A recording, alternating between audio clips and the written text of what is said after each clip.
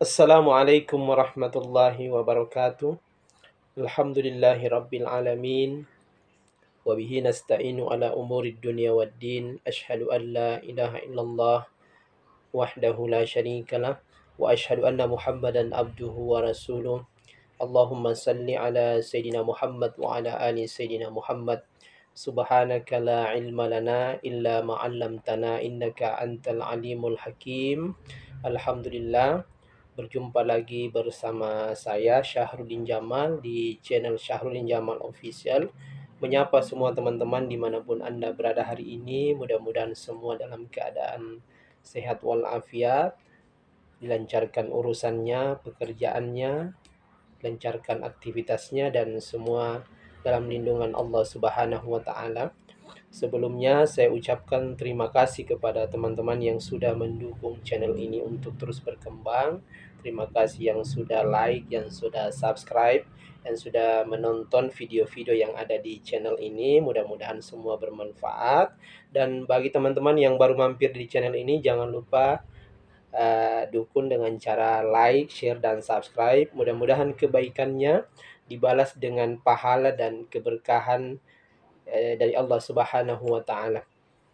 Baik teman-teman, di video kali ini memuat tentang pembacaan kitab Fadail A'mal ya, pada ba'da sholat subuh berjamaah di Masjid Al-Muttaqin Rempoa, Ciputat Timur, mengenai wasiat Nabi Nuh kepada anaknya. Di dalamnya terdapat dua kalimat thayyibah yang disukai oleh Allah Subhanahu wa taala. Lengkapnya teman-teman saksikan video ini sampai akhir, semoga bermanfaat.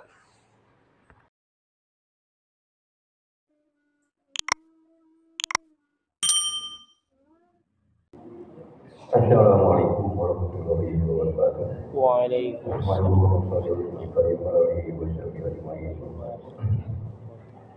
Hadirin yang mulia, insyaallah pada pagi hari ini saya akan membacakan ta'lim bab mengenai fadilah zikir dari kita.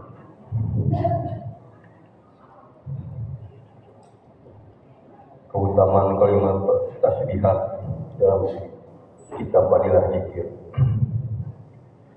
yang artinya dari Sulaiman bin Yasar radhiyallahu anhu, dari seorang sahabat Ansor, wa Nabi SAW bersabda, Nabi Nuh alaihissalam berkata kepada putranya, sungguh aku berwasiat kepadamu dan aku akan meringkasnya agar kamu tidak lupa.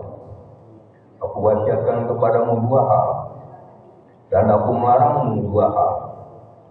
Dua hal yang aku wasiatkan ialah sesuatu yang sangat disukai Allah dan makhluk Allah yang soleh pun menyukainya. Keduanya sangat cepat diterima oleh Allah. Pertama yaitu la ilaha illallah. Sesungguhnya jika langit dan bumi dijadikan satu lingkaran, maka kalimat ini akan menghancurkan tanpa tersisa. Jika langit dan bumi diletakkan di sebelah timbangan, kemudian kalimat ini diletakkan di sisi timbangan yang lainnya, maka kalimat ini akan lebih berat. Kedua, yaitu subhanallahi wa bihamdihi. Sesungguhnya keduanya adalah ibadah seluruh makhluk, dan dengan keberkahannya seluruh makhluk diberi rezeki. Tidak ada satupun makhluk yang tidak bertasbih, tetapi kamu tidak memahami tasbih mereka. Sesungguhnya Allah Maha Santun lagi Maha Pengampun. Sedangkan dua hal yang aku larang adalah syirik dan takabur. Keduanya akan menghalangi dirimu dari rahmat Allah dan juga dari makhluk-makhluk yang soleh. Hadis riwayat An-Nasa'i At-Targhib. Faedah, kandungan hadis di atas telah disebutkan ketika menjelaskan keutamaan la ilaha illallah.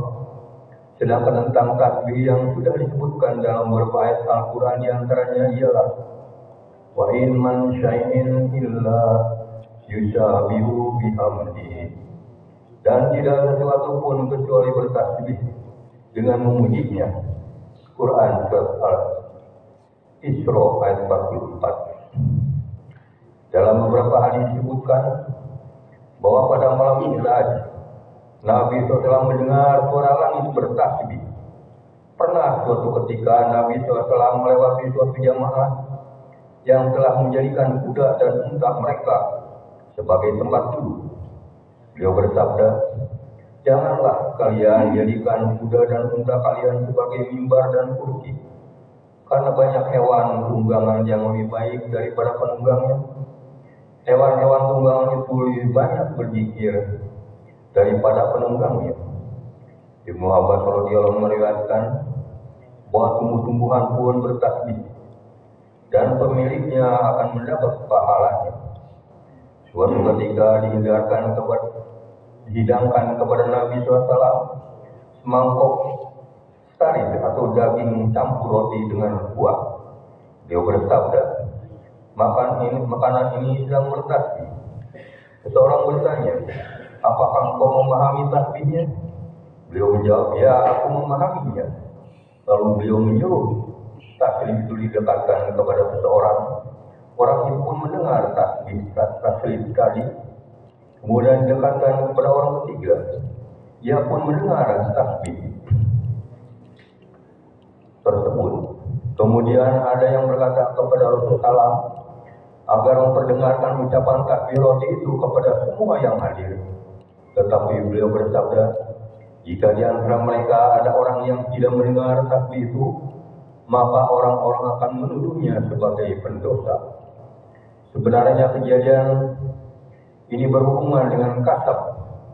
Para Nabi SAW telah mendapat derajat kesempurnaan dalam hal kasab, dan memang sudah semestinya.